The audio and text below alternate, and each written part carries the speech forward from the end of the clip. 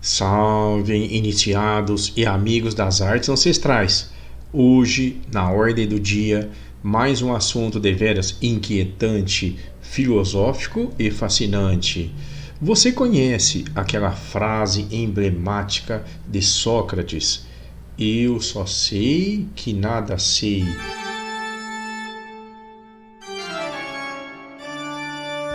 Muito utilizada por palestrantes de autoajuda, motivacionais, inclusive até é usada algumas vezes na palavra bem da ordem, entre colunas, quando a pessoa quer lançar a mão ali de uma ferramenta retórica para chamar a atenção da plateia ou para usar como um exemplo de humildade, de modéstia.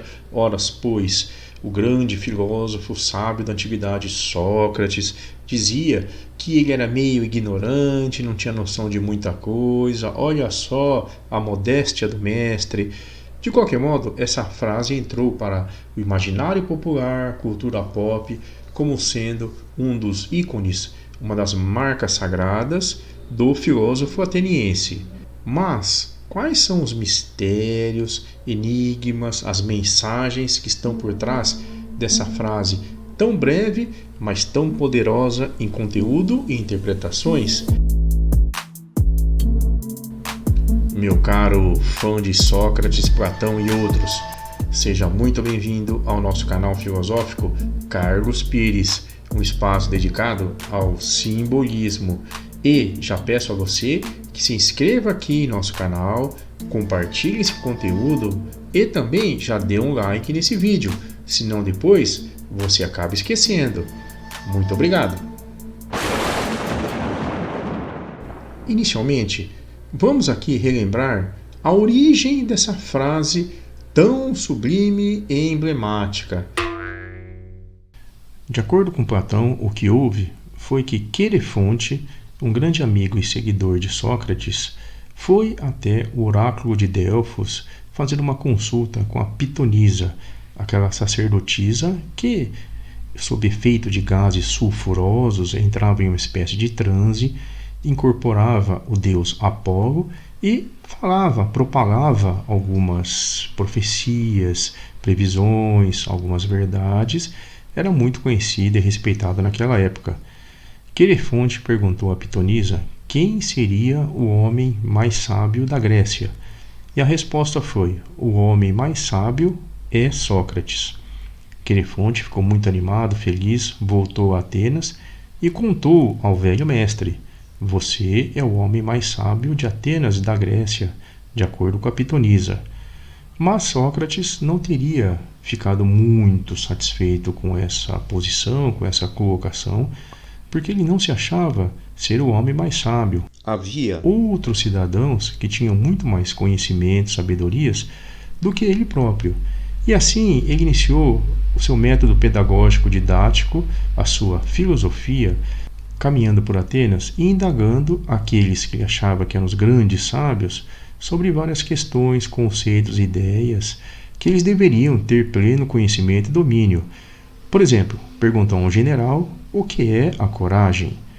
Para um jurista, o que seria a justiça. A um poeta, o que é o amor, e assim por diante. E Sócrates teria percebido que ninguém conseguia definir com precisão o que são exatamente esses conceitos, essas ideias. Todos acham que sabem exatamente definir isso, mas no fundo têm uma completa ignorância. E assim Sócrates concluiu que todos os seres humanos não sabem definir, não sabem exatamente conceituar esses elementos de sua vida, de seu cotidiano, do universo. E somente ele, Sócrates, tinha essa noção. Portanto, ele seria então o mais sábio da Grécia e do mundo.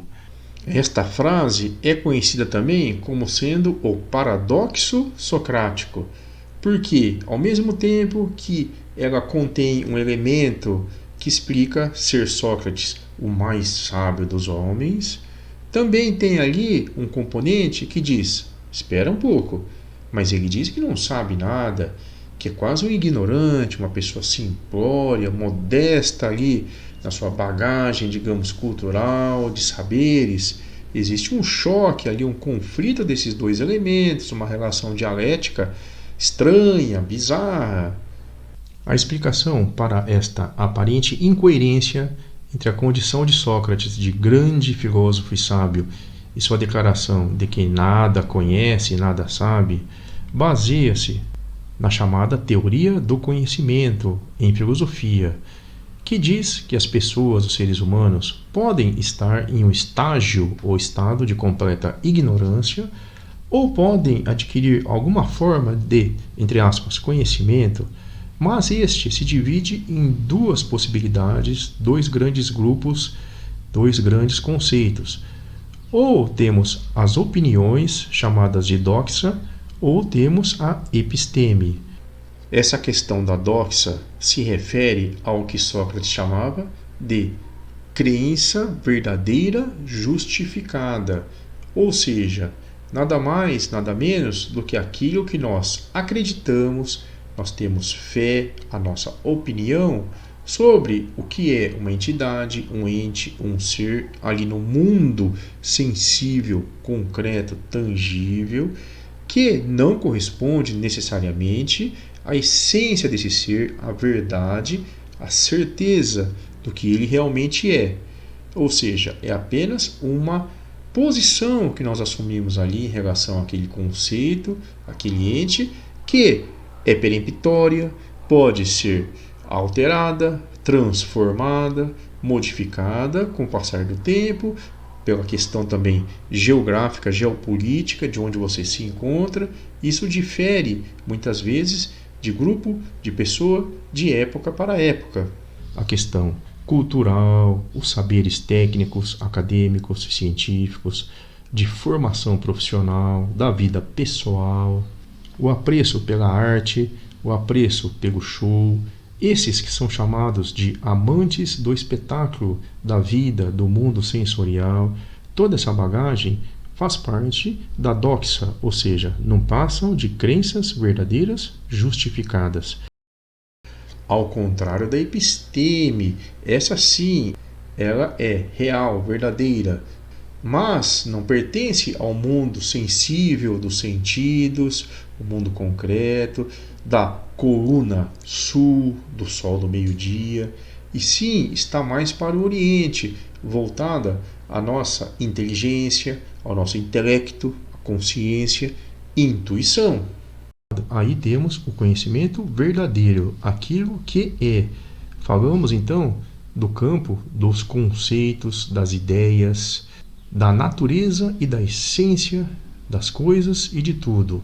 Para Sócrates, nós, seres humanos, não temos a menor condição de apreender essa verdade, o que verdadeiramente é. A realidade, o real, também chamado às vezes de arte real, por exemplo, aquilo que existe mesmo, a essência, a natureza das coisas, isto está completamente distante, apartado de nós.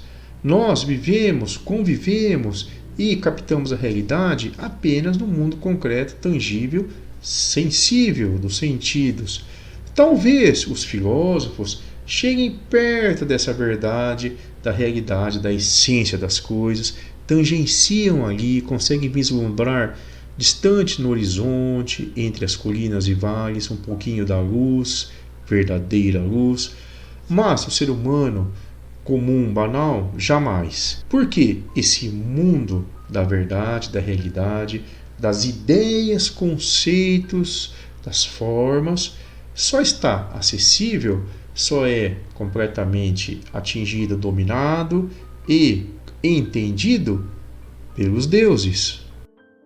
Então, meus amigos, vimos que, pelo jeito, essa pequena frase emblemática, que depois acabou assumindo essa condição de manifestar uma lição de modéstia, uma lição de humildade do grande mestre, mas isso é uma interpretação, como vimos aqui, completamente equivocada, bizarra, não traduz de forma alguma a mensagem filosófica e iniciática.